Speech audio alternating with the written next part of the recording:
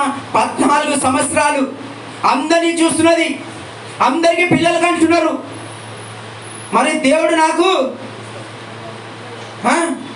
పోయి యాకోబుని పెళ్లి చేసుకున్నా, నేను యాకోబు వల్ల నేను సంతానం కనలేకుండా పోతున్నా.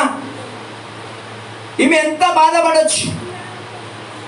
మన జీవితంలో 14 సంవత్సరాలు ఈమె బాధ అంటే గర్భఫలం విషయమే కాదండి. నా సహోదరుడా, నీ జీవితంలో అలాంటి శూన్యమైన బతుకులు ఉంటే నీ తండ్రి అయిన దేవుడు నీ ప్రతి ఒక్కటి దాంట్లో విడుదల చేస్తున్నాడు. అపవారి క్రియల నుంచి ఉండొచ్చు, మంత్ర తంత్రాలు ఉండొచ్చు, చేతబడి క్రియలు ఉండొచ్చు, లేకపోతే నీ తల నుంచి అరికాల వరకు రకమైన రోగము నిన్ను పెట్టి పీడించవచ్చు.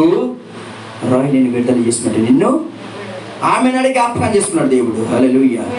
ఈరోజు నిన్నడు జ్ఞాపకం చేస్తున్నాడు. ఈరోజు నీ బతుకుని జ్ఞాపకం చేస్తున్నాడు.